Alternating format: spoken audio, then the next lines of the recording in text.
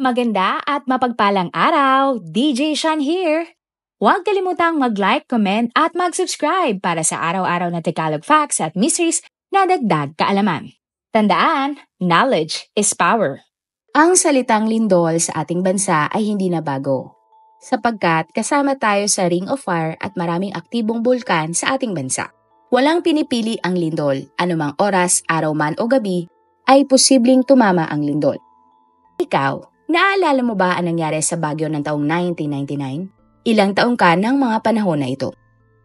Isa nga sa napakalakas na lindol ang tumama sa ating bansa ng taong 1990. Ito nga ay tinatawag na Killer Luzon Earthquake. Sa ating kwento ngayon, alamin natin ang buong storya ng taong 1990 Luzon Earthquake na kumitil ng halos 2,412 na mga buhay ng mga individual. July 16, 1990, bandang 4:26 ng hapon, nang hinagupit ng 7.8 magnitude na lindol ang Northern and Central Luzon. 120 km ground rupture ang idinulot ng malakas na lindol na ito. Ang area ng lindol ay umabot ng 20,000 square kilometers. Halos isang minuto lang ang itinagal ng lindol na ito. Ngunit sa sobrang lakas, matinding pinsala ang iniwan nito sa maraming mga lugar. Umabot nga sa 23 na probinsya ang naapektuhan ng lindol. Nagkaroon din ng landslide sa iba't ibang mga lugar. Maiihalin tulad ang nangyaring lindol sa pagsabog ng 45 atomic bomb na sobrang lakas. Umabot nga ng bilyong-bilyong pisong halaga ng mga ari-arian ang nawasak. Na-trigger ang lindol dahil sa paggalaw ng lupa sa Philippine Fault at Digdig Fault. Ang epicenter ng lindol ay sa Nueva Ecija. Kaya nga umabot ng halos 22 billion pesos ang halaga ng mga nasira dahil sa lindol. Subalit, higit na naapektuhan ang mga lugar katulad ng Baguio City, Dagupan sa Pangasinan, La Union at Cabanatuan sa Nueva Ecija. Sa Baguio, 28 na building ang nasira sa lugar dahil sa mga pagguho. Kasama na din dyan ang mga hotels, factories, government at university buildings. Gumuho ang sikat na Hyatt Terraces Hotel sa Baguio. 4 na mga empleyado at 4 na mga guests ang nasawi sa nasabing insidente. Nasira din ng lindol ang Nevada Hotel, Baguio Hilltop Hotel at Baguio Park Hotel. Ang Baguio lang ang probinsya na naka-isolate ng 48 hours pagkatapos ng lindol. Naging mahirap kasi ang pagpapaabot ng tulong sa Baguio dahil karamihan sa mga pangunahing kalsada papasok sa lugar ay nasira at helicopter lang din noon ang nakarating sa Baguio. Nasira din ang mga ospital sa Baguio kaya pahirapan din ang pagtulong sa mga sugatan. Nawasak din ng lindol ang mga linya ng kuryente, tubig at komunikasyon sa lungsod. At dahil nga sa matinding takot na baka magkaroon ng mga aftershock, sa Burham Park na nanatili ang mga residente at iba pang mga nakaligtas. May mga report pa nga na nagkaroon na ng nakawan sa mga tindahan katulad ng mga grocery stores matapos ang lindol. Wala kasing mga tindahang nagbukas matapos ang lindol at karamihan nga sa mga residente ay naghahanap ng kanilang makakain. Kabilang sa mga unang rescuer na dumating sa Baguio ay ang mga minero mula sa Benguet Corporation. Nagpadala din ang ibang bansa ng mga rescuer sa Pilipinas para tumulong. 3 empleyado ng Hyatt Hotel ang na-rescue ng buhay matapos matabunan ng mga timpak ng bato.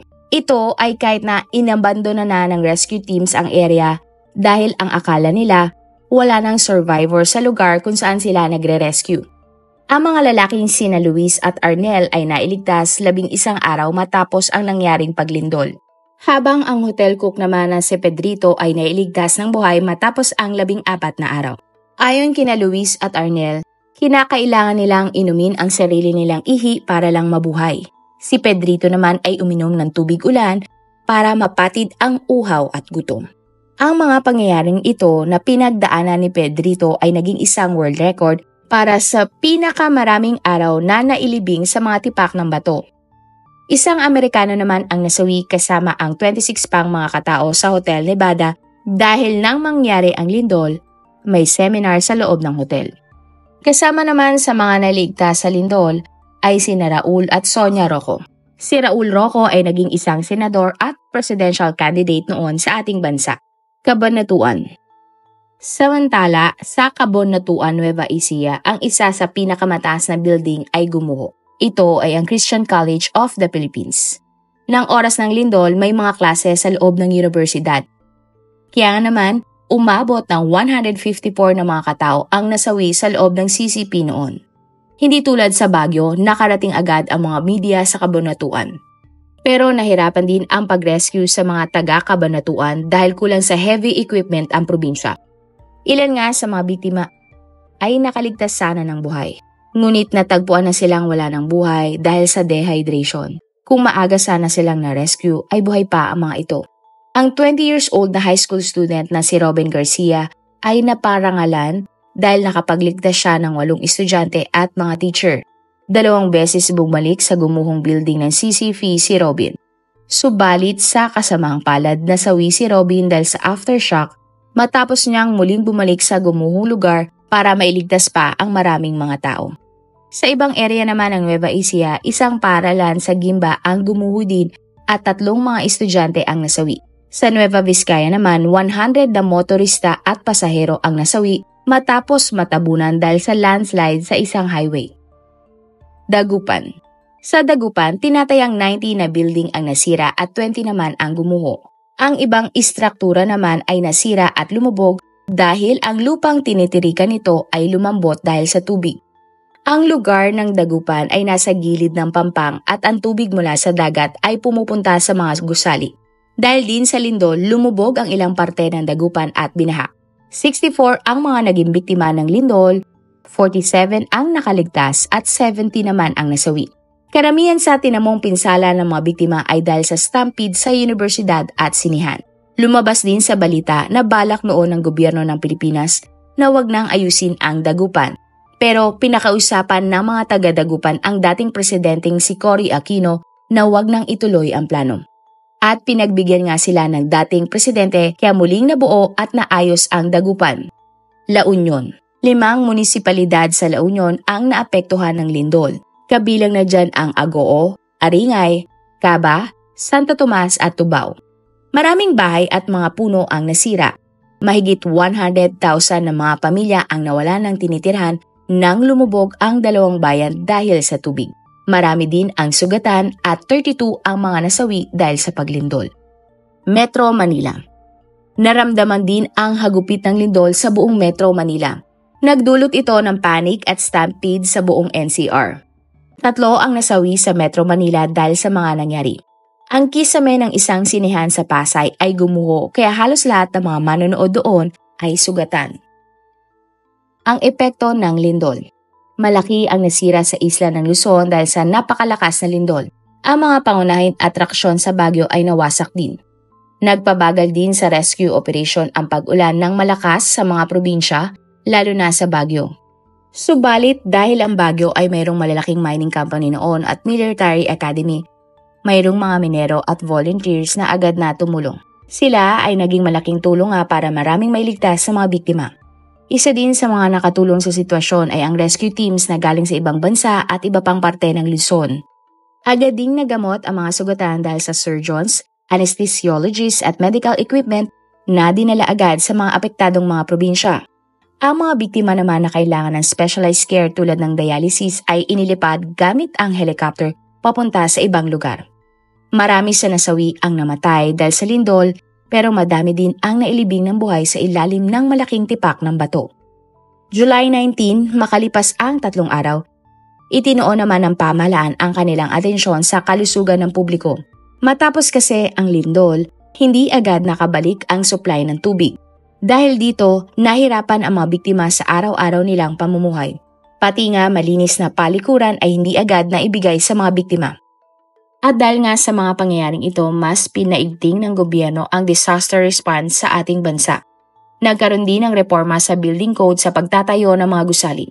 Ayon sa eksperto, kailangang tumugon ng maayos ang publiko sa panahon ng lindol. Dapat daw meron tayong emergency plan at nakahandang emergency supplies. Ang mga panganib at ang mga epekto ng lindol ay dapat din daw nating i-practice nang sa gayon ay alam ng publiko ang tindi ng kaharapin nating pinsala.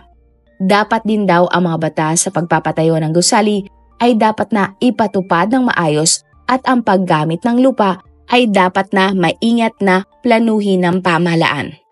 Huwag na din daw tayong magtayo ng matataas na building sa mga lupa na pwedeng lumambot dahil sa tubig. Aftermath. Ang University of Baguio ay inayos at tinayong muli, habang ang lupa naman kung saan nakatayo ang dating Hyatt Hotel ay nanatiling abandonado.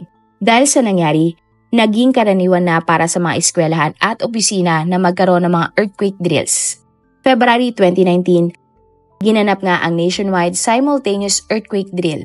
Itinuro sa lahat ng mga tao ang tamang pagtatago kung sakaling may lindol, lalo na kung ikaw ay nasa loob ng gusali o bahay. Ipinakabisado pa nga ang mga katagang duck, cover, and hold. Ibig sabihin kailangang dumapa, sumuklob sa ilalim ng lamesa at kumapit sa mga paa ng lamesa. Kapag tumigil na nga ang pagyanig, dapat ay lumabas na sa open area. Iwasan din daw dapat ang matataas na building o puno. Mahalaga din daw na manatiling kalmado para maging handa sa mga aftershock. Kaya naman, sunod-sunod at kabi-kabila na ang mga earthquake drill na ginaganap sa buong bansa, partikular na sa loob ng mga eskwelahan. Lumabas naman sa isang interview ang survivor na si Sonia Rocco. Sinabi ni Sonia na napakabilis nga ng mga pangyayari nang nagsimula ang lindol. Ayon sa ginang, napakalakas ng pagyanig pero hindi siya agad nagpanik kahit na natabunan siya ng mga bato.